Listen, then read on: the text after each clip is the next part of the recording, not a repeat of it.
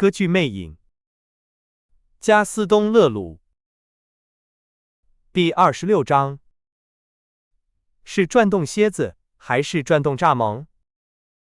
波斯人的叙述结束。因此，当我下到那深坑的底部时，我那可怕的念头也终于走到了尽头。那个可怜虫并没有用他对许多人的模糊威胁来欺骗我，他把自己隔绝于人类之外，建造了一个地下的野兽巢穴，完全决心要与之一同炸毁一切，并引发一场巨大的灾难。如果那些生活在阳光下的人敢于在他内容纳了他畸形丑陋的洞穴里打扰他的话，我们刚刚的发现使我们陷入一种极度的焦虑之中，以至于忘记了所有过去的痛苦，所有我们目前正在遭受的苦难。我们目前的处境在我们看来是例外的，因为我们记得，仅仅在片刻之前，我们还处于自杀的边缘，但突然之间，我们对可能发生的事情感到恐惧。我们现在明白了那个怪物想对克里斯蒂娜达埃说的一切，以及他对他说过的所有话，还有那句可憎的话的含义，是或否。如果是否，每个人都可以认为自己已经死了，并且被埋葬了。是的，被埋葬在曾经是巴黎大歌剧院的废墟之中。能想象出比这更可怕的罪行，用恐怖的极致来拖垮整个世界吗？为了他避难所的安全而准备的这场灾难，将用来报复地球上出现过的最可怕怪物的那段爱情。明天晚上11点，最后期限。啊，他真会选择时间。派对上会有很多人，很多人在上面，在音乐宫殿明亮的楼层里。他难道还能梦想一个更美丽的送葬队伍吗？他将与世界上最美丽的躯体一同下到坟墓，身上装饰着各种各样的珠宝。明天晚上11点，如果克里斯蒂娜达埃说不，我们就会在演出中被炸上天。明天晚上11点，克里斯蒂娜达埃怎么会说不呢？难道她宁愿嫁给死亡本身，也不愿嫁给那个活着的尸体吗？她难道不知道或者知道许多人的命运取决于她的回答吗？明天晚上11点，我们在黑暗中爬行，想逃离火药，试图重新找到石阶，因为在我们头顶上方，通往镜子房间的火板门也熄灭了。我们重复着，明天晚上11点。我终于找到了楼梯，但是突然，我在第一个台阶上猛地坐直了身子，因为一个可怕的想法刚刚出现在我的脑海中。现在几点了？现在几点了？几点了？明天晚上11点可能是今天，可能是现在。谁能告诉我们现在几点了？我觉得我们已经被困在这个地狱里好几天，好几天了，好几年了。从世界开始以来，也许这一切都会立刻爆炸。一个声音，一个摩擦声，您听到了吗？在那里，在那里，在那个角落里。天哪，这像一个机械的声音又来了。啊！咣！也许是让一切爆炸的机关。我向您保证，这是一个摩擦声。您是聋子吗？我和沙尼先生开始像疯子一样尖叫，恐惧压倒了我们。我们爬上楼梯，在台阶上翻滚着。也许火板门是关着的，也许是这扇关着的门造成了如此的黑暗。谁能走出黑暗？走出黑暗，重新找到镜子房间那致命的光亮。但是我们已经在楼梯顶端了。不，火板门没有关上。但是现在镜子房间里和我们刚刚离开的地下室一样黑暗。我们离开了地下室。我们在刑讯室的地板上爬行，那地板把我们和火药库隔开。现在几点了？我们尖叫，我们呼喊。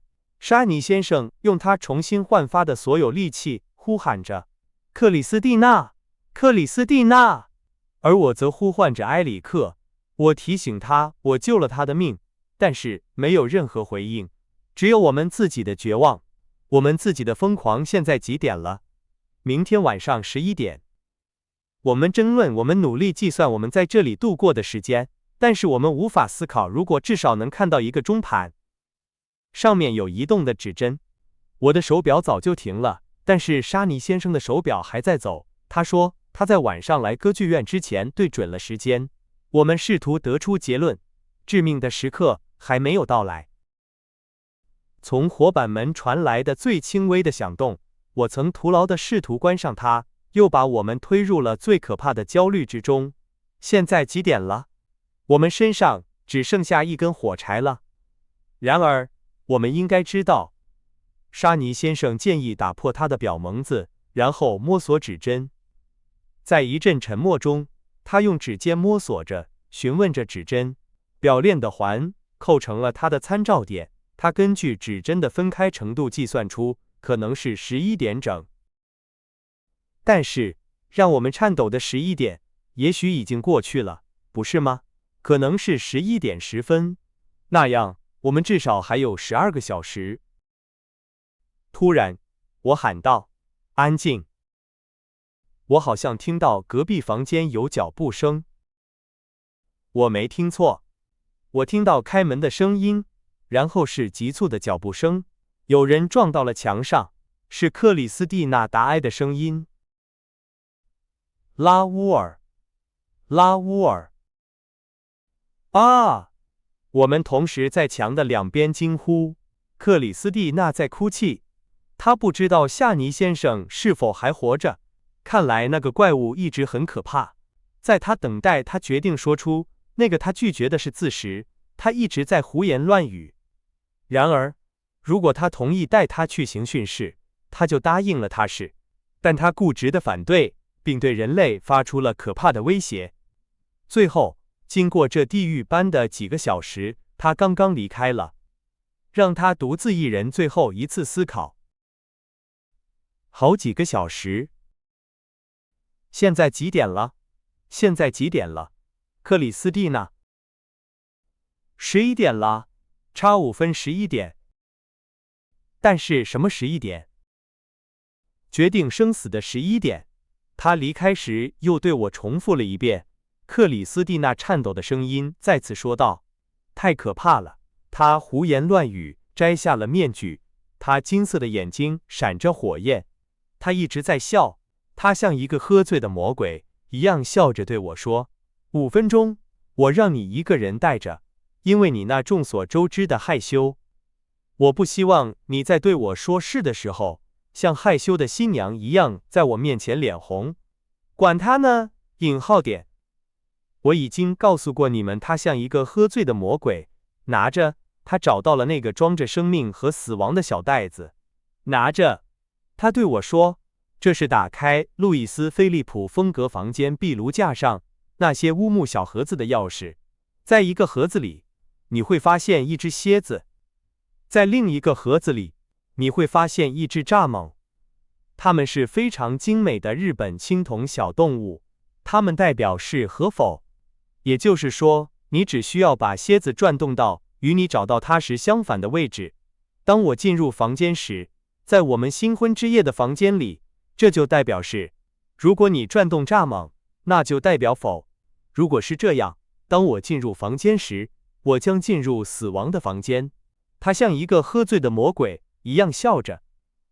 我跪下来请求他给我刑讯室的钥匙，并答应，如果他给我钥匙，我将永远做他的妻子。但他告诉我，他不再需要那把钥匙了，他要把钥匙扔到湖里。然后他仍然像一个喝醉的魔鬼一样笑着离开了我，说他5分钟后才会回来，因为他知道作为一个绅士，应该如何顾及女性的羞怯。啊！他还对我大喊：“蚱蜢，小心蚱蜢！”蚱蜢不仅仅是转动，它会跳，它会跳，它跳得非常好。我试图用断断续续的句子、词语和感叹来重现克里斯蒂那些语无伦次的话语。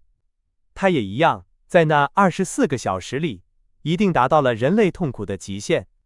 也许他比我们遭受的痛苦还要多。克里斯蒂娜会不时地打断我们，或者打断自己，惊呼道：“拉乌尔，你还好吗？”他触摸着现在冰冷的墙壁，并想知道为什么他们曾经那么热。5分钟过去了，蝎子和蚱蜢用他们所有的爪子抓挠着我可怜的大脑。然而，我还保留着足够的清醒，明白如果转动蚱蜢，蚱蜢就会跳，并且会带走许多人。毫无疑问，蚱蜢会启动某种电流，引爆火药库。沙尼先生自从再次听到克里斯蒂娜的声音后，似乎恢复了他所有的精神力量。他急忙向年轻女子解释我们以及整个歌剧院所处的这种可怕境地，必须立刻转动蝎子。这只蝎子能回答埃里克如此渴望的事，也许能阻止灾难的发生。去吧，加油，克里斯蒂娜，我亲爱的克里斯蒂娜，拉乌尔命令道。一片寂静。克里斯蒂娜，我惊呼道，你在哪里？在蝎子旁边。不要碰它。我刚刚想到，因为我了解埃里克，那个怪物又一次欺骗了年轻女子。也许是蝎子要炸毁一切。如果5分钟已经过去了，他为什么还没回来？他还没回来，他一定已经躲起来了。也许他在等待那场巨大的爆炸，他只是在等待。说实话，他绝不可能指望克里斯蒂娜会自愿成为他的猎物。他为什么还没回来？不要碰蝎子。我听到他了，他来了！克里斯蒂娜惊呼道。他来了，的确，我们听到他的脚步声，正朝着路易斯·菲利普风格的房间走来。他已经和克里斯蒂娜在一起了。他没有说一句话。然后我提高了声音：“埃里克，是我，你还认得我吗？”他立刻用一种异常平静的语气回答了我的呼唤：“怎么，你们还没死在里面吗？好吧，尽量乖乖待着。”我想打断他，但他用如此冰冷的语气对我说。我愣在了墙后。再说一个字，达罗加，我就炸毁一切。他立刻补充说：“我把这个荣幸留给小姐。小姐没有碰蝎子，她说话多么平静；小姐没有碰蚱蜢，她多么冷静。但现在还不晚。你看，我不用钥匙就打开了，因为我是活板门大师。我想怎么开就怎么开，想怎么关就怎么关。我打开了乌木小盒子。你看，小姐，在乌木小盒子里，这些漂亮的小动物，它们做得相当逼真，看起来多么无害，但人不可貌相。”他说话的语气平淡，毫无波澜。如果转动蚱蜢，我们都会被炸飞，小姐。我们脚下有足够的火药炸毁巴黎的一个街区。如果转动蝎子，所有的火药都会被水淹没。小姐，在我们的婚礼上，您将给几百名巴黎人一份珍贵的礼物，他们此刻正在为一部平庸的麦耶贝尔作品鼓掌。您将赐予他们生命，因为用您美丽的双手，多么低沉的声音，您将转动蝎子，然后我们就幸福的结婚。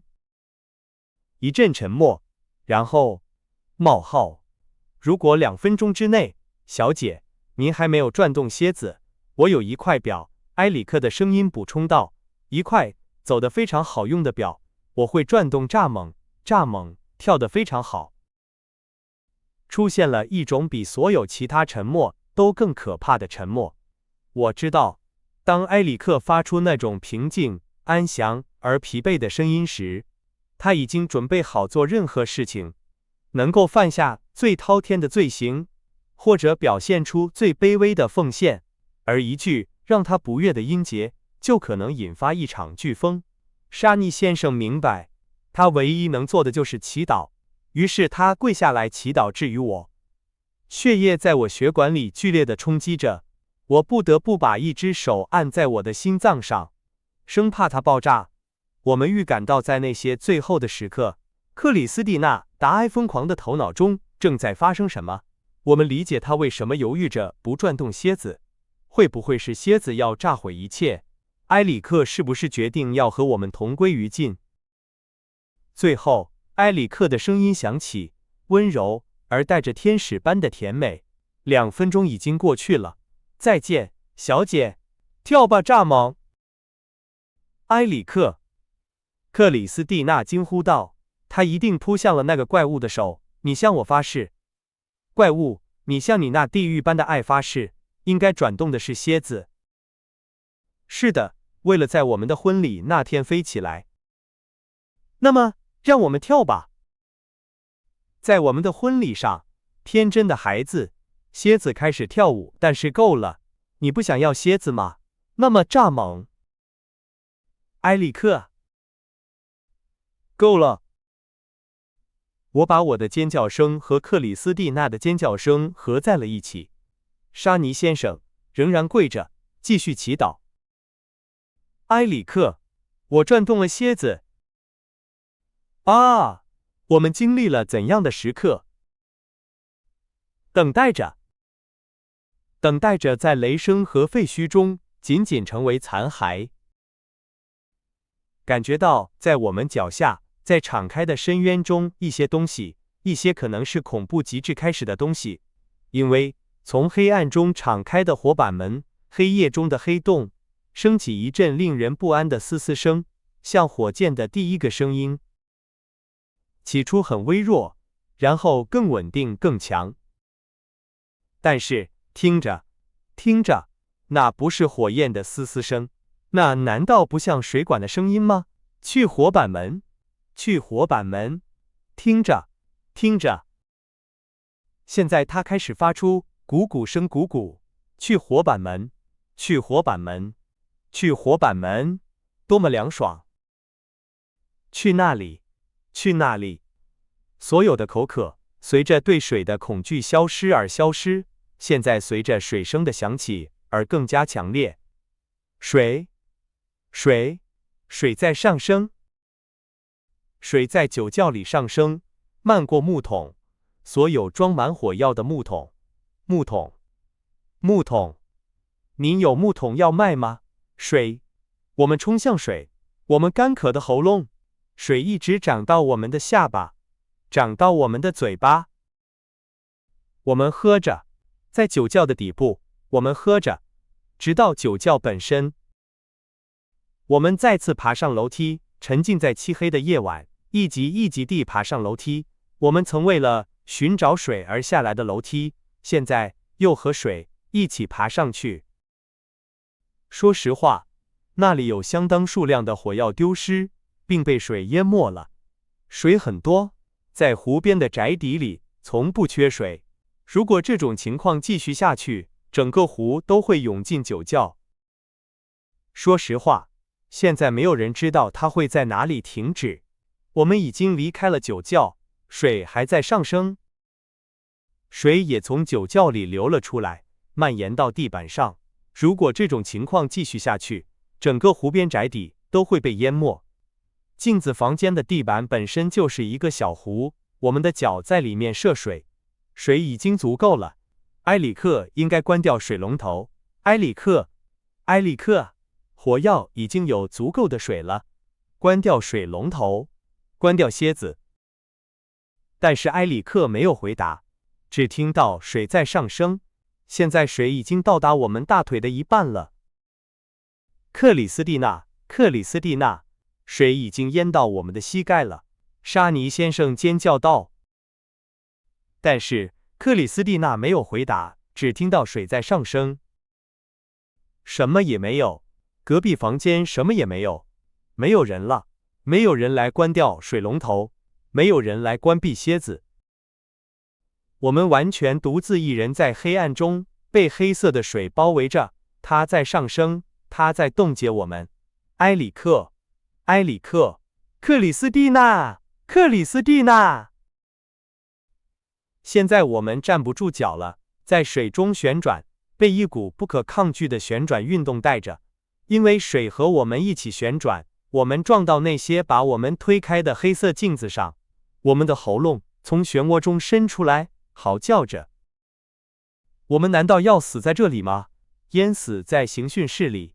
我从未见过这样的事情。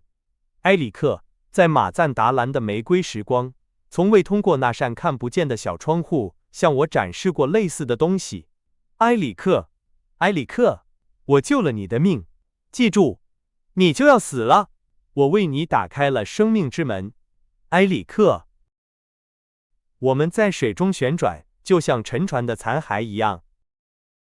但是，突然，我用绝望的双手抓住了铁树的树干，我呼唤沙尼先生，我们两个都挂在铁树的树枝上。水还在上升。啊！你们还记得铁树的树枝和镜子房间的圆顶天花板之间的空间吗？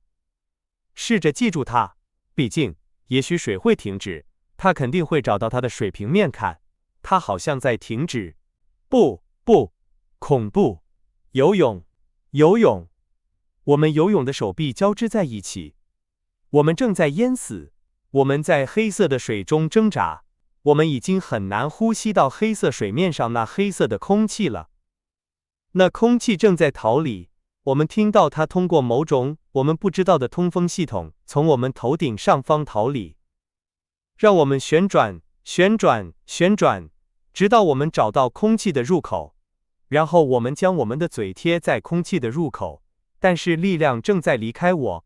我试图抓住墙壁，镜子墙壁对我的手指来说是多么光滑！我们继续旋转，我们正在下沉。最后的努力，最后的尖叫，埃里克，克里斯蒂娜，咕噜咕噜咕噜，在耳朵里，咕噜咕噜咕噜，在黑水的底部，我们的耳朵发出咕噜声。在我失去知觉之前，我似乎仍然在两个咕噜声之间听到木桶。木桶。你有木桶要卖吗？